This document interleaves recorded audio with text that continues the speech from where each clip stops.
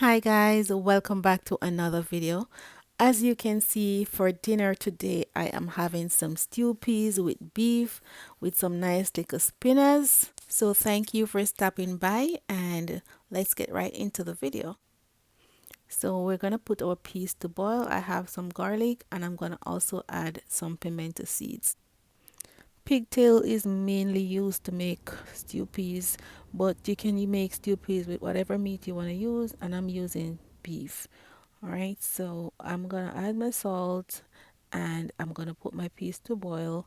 And as soon as it starts to boil, I'm gonna add some more water and add my beef. It depending on what type of meat you're using, you may have to boil it first. For example, if you're using corned pork or corned beef, you know you have to scald it, like boil out some of the salt before adding it to your pot. As well as if you're using a part of meat that is harder to cook, you don't want the piece to cook before the meat. So you may want to go ahead and tender the meat first so that you can have an equal cook on both of them. Alright, so I added some seasoning, scallion, thyme, and some beef seasoning, and I'm just gonna let that continue cooking. I'm also making some white rice because I know that's the best thing to go with your stew peas. Alright, so the next thing I'm gonna do, I'm gonna prepare my flour to make my spinners. And most Caribbean people already know how to make this, but if you don't, this is just pretty simple. Some flour, salt, and water. And you gradually add your water until your dough is formed. And then you're just going to pinch a little piece and roll it in the palm of your hands to create your spinners. Spinners is simply just a form of dumpling, just shaped differently. So you just pinch a little piece, put it in the palm of your hands and you roll. It all depending on the size you want. If this one is too big, you break it in half and roll it a little smaller. Alright, for me it doesn't matter. Next I'm gonna prepare my coconut, and you know you need some nice fresh coconut milk to go in your stew. So my beef is tender, my peas is cooked, and I am gonna add my coconut milk. I am gonna also add my spinners, and then I'm gonna proceed to re-season the pot with some more scallion, some more thyme, and I'm gonna add some Scotch bonnet pepper.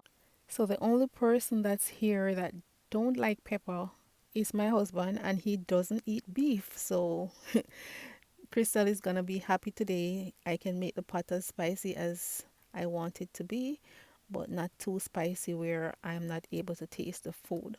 All right, so I have two small pepper that I'm gonna add in there, and I'm gonna break one and I'm gonna put one in there whole, so it's not overly spicy.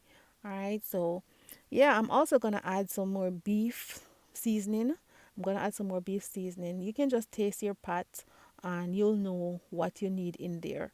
So this is me tasting it, and I went in with some more beef seasoning, about 2 teaspoons. So go ahead, taste a pot, and you will know what you need to add in there. Also add some crushed pepper in there as well.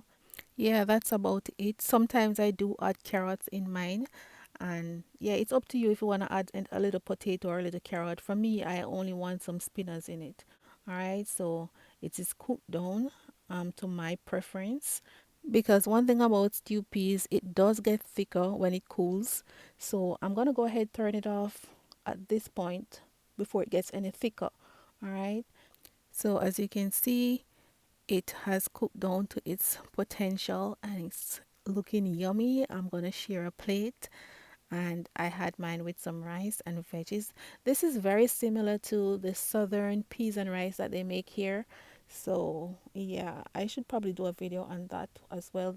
I think the only difference is sometimes they use different meat and they also add sausage, and they don't use coconut milk, but it's a quite similar dish, and it's super delicious with some white rice. All right, thank you guys so much for watching. I hope you enjoyed the video, and if you do, please give the video a thumbs up and enjoy the rest of your day.